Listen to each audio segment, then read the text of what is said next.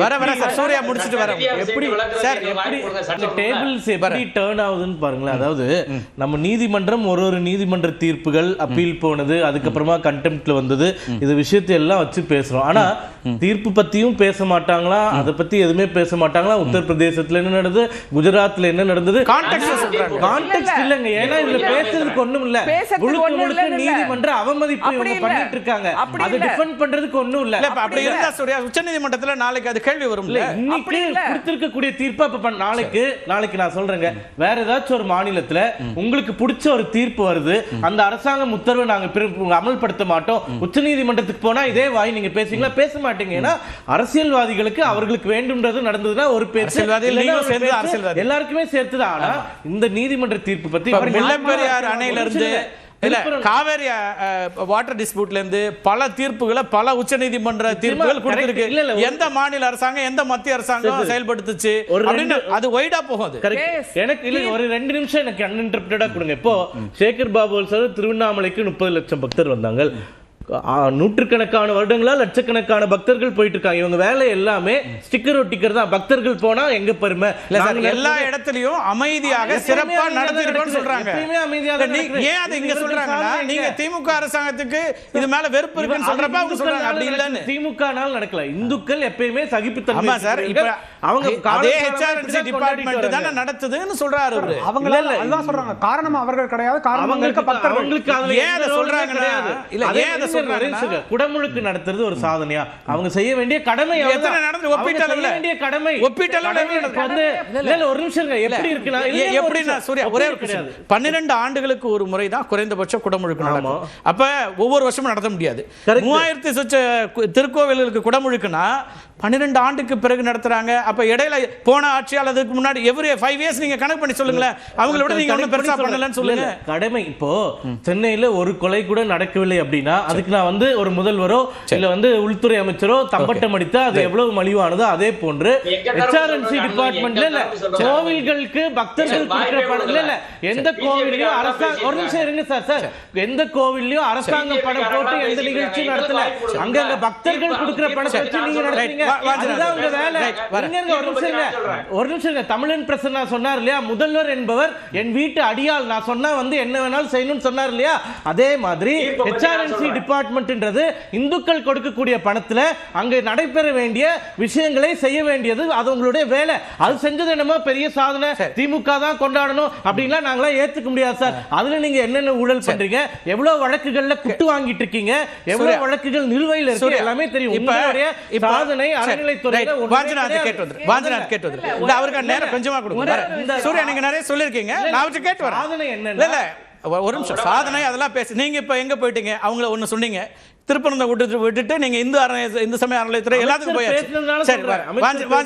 இல்ல இந்த தீர்ப்பு அவர் சொன்னதுல இருந்து உங்களுக்கான முரண், அதுக்கப்புறம் பாலச்சந்திர சாரும் நீண்ட நேரமா அவருக்கும் நான் பேசணும். வாஞ்சனா நீங்க சொன்ன பிறகு அவற்றை போறேன். எஸ், அதாவது தீர்ப்புல ஆதாரங்கள் எல்லாம் கொடுத்திருக்கிறாங்க அப்படின்னு அவங்க சொல்றாங்க. நான் அந்த வழக்குல முழுசா இருந்தேன். அனைத்து சாதி அர்ச்சகர் மாணவர் சங்க சார்பில் இடையீட்டு மனு தாக்கல் செய்து 11th ரெஸ்பாண்டா நான் ஆஜராகி நான் பேசியிருக்கிறேன். அவரு ராம ரவிக்குமாரோட பெட்டிஷன் என்கிட்ட இருக்கு. இதான் அவங்க ஃபைல் பண்ண டைப் செட்டு. இதுல அவர் பெட்டிஷன் இருக்கு. அவர் பெட்டிஷன்ல எந்த இடத்துலயும் தர்கா பக்கத்துல இருக்க தீபத்தூண்ல ஏத்தணும் அப்படின்னு அவர் எங்கேயுமே சொல்லல. என்ன சொல்றாருன்னா, based on the direction contained in the said order and in accordance with the established custom of the temple, I request you to kindly grant permission for lighting the Kartigai Deepam. Established custom எங்க இருக்கோ அங்க ஏத்துங்கன்றாங்க அவர் கேட்கிறாரு. அவர் கேட்காத ஒண்ண அவர் பெட்டிஷன்ல கேட்கல. மேண்டாமஸ்க்கு ஒரு petition கொடுத்தா கேட்க முடியும். கேட்காத ஒண்ண நீதிபதி கொடுக்குறாரு. ஒண்ணு. ரெண்டாவது விஷயம், ஆதாரம் ஒரு வழக்கை தொடுத்தவர் யாரோ அவர் தான் நீதிமன்றத்தில் நிரூபிக்கணும். பழைய எவிடன்ஸ் ஆக்ட் செக்ஷன் 101, புது evidence act section 104. Rama Ravikumar அவர் பெட்டிஷன் இருக்கு ஏற்றப்பட்டது, இவ்வளவு காலம் இருந்துச்சு, இந்த தீபத்தூண் இது, இதற்கான ஆதாரம் இருக்கு, இதுக்கு கல்வெட்டு இருக்கு, இல்ல புத்தகம் இருக்கு, ஆய்வறிக்கை இருக்கு, தலை வரலாறு இருக்கு, ஒண்ணுமே கொடுக்கலங்க. ஒரு சின்ன துண்டு பேப்பர் கூட அது தீபத்தூண் என்பதற்கான எந்த ஆதாரத்தையும் அவர் நீதிமன்றத்தில் சமர்ப்பிக்கவில்லை. நீங்க என்டையர் அவர் பெட்டிஷனை படிங்க, அவங்க டைப் செட்டை பாருங்க, அதுக்கப்புறம் நீதிபதி அவர்கள் உத்தரவை பாருங்க. ஒரு இடத்தில் கூட அது தீபத்தூண் என்பதற்கான ஆதாரம் சமர்ப்பிக்கப்படவில்லை. அதே சமயம் ராம ரவிக்குமாருக்கு ஆதரவாக வழக்கறிஞர் ஆனந்தவள்ளி அவர்கள் இடையீட்டு மனு தாக்கல் செய்தார். அவங்க எல்லா டைப் செட்டும் போட்டாங்க. அதுல ஒரு பேப்பர் போட்டிருக்கிறாங்க, ஒரு புக்கு 1981 தொல்லியல் துறையோட புக்கு. அதுல என்ன சொல்லி இருக்கிறாங்கன்னா, தீபத்தூண் என்பது உச்சி பிள்ளையார் கோயில் பக்கத்துல இருக்கிறதா, அதுக்கு நாயக்கர் காலத்து கல்வெட்டுல இருக்கு. அந்த கல்வெட்டுல என்ன சொல்லி இருக்கு, புண்ணியவான்கள் இங்க தீபம் ஏற்றுவாங்க, கார்த்திகை தீபம் ஏற்றுவாங்கன்னு எல்லாரும் அவங்க தரப்பு தாக்கல் செய்த மனுவுல அவங்க தரப்பு எவிடன்ஸா கொடுத்தது கோயில்ல உச்சி பிள்ளையார் கோயில் பக்கத்துல இருக்கிற இடத்துலதான் ஏத்துவாங்கன்றத அவங்க கொடுத்துருக்காங்க. நான் ஒரு PhD தீசிஸ் கொடுத்தேன் 1989. அப்ப அவங்க இதுவரை எந்த ஆதாரத்தையும் அது தீபத்தூண் என்பதற்காக கொடுக்கல. அது முழுக்க முழுக்க சர்வேகள், அதற்கான போட்டோ வீடியோ எல்லா ஆதாரமும் என்கிட்ட இருக்குது. இதை நீதிபதி அவர்கள் இது டிஸ்பியூட்டட் கொஸ்டின் ஆஃப் ஃபேக்ட்ங்க. நான் சொல்றேன் டிஸ்பியூட்டட், அது வக்ஃபோட வழக்கறிஞர் சொன்னாரு முதல்ல அது தீபத்தூணா இல்லையான்னு முடிவு பண்ணணும்னு. டிஸ்பியூட்டட் கொஸ்டின் ஆஃப் ஃபேக்ட ரிட் பெட்டிஷன்ல முடிவு பண்ண முடியுமா சொல்லுங்க? அந்த இடத்தையே இன்னும் அளந்து யாருக்கு சொந்தமானது முடிவு பண்ணல. இதை நான் சொல்லல, உயர் நீதிமன்ற நீதிபதி திரு இளங்கோவன் அவர்கள் 2021 WP நம்பர் 11001 2021 இந்த வழக்குல 4/8/2021 தர்காவுல இருந்து கோர்ட்டுக்கு போறாங்க. அந்த வழக்குல 7வது ரெஸ்பாண்டண்டா கோயில் இருக்கிறாங்க. அதுல நீதிபதி அவர்கள் 2 தரப்பு கருத்தையும் பதிவு செஞ்சு என்ன சொல்றாங்கன்னா, a request was made by the learned counsel for the 7th respondent temple to the effect that the government may undertake to survey and fix the boundary அப்படின்னு சொல்றாங்க. தர்காவை இதை ஒத்துக்கிறாங்க. நீதிபதி என்ன சொல்றாரு பாருங்க, so it shows that the boundary line has not been fixed so far அப்படின்னு நீதிபதியோட findings இருக்கு. இதை தாக்கல் செய்தது அவங்க தரப்பு வழக்கறிஞர் தான். இப்ப இன்னைக்கு வரையும் நெல்லித்தோப்புக்கு தான் பவுண்டரி வரையறை பண்ணியிருக்காங்க ஒழிய மீதி பகுதிக்கு வரையறை பண்ணல. நான் ஒண்ணுதான் சொல்லிடுறேன்.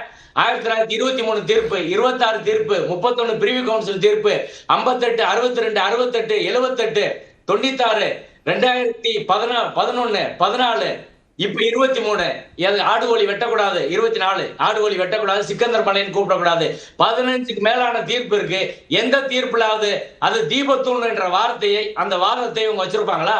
எல்லா கோயில்லையும் ஒரே ஒரு தீபத்தூண் தாங்க.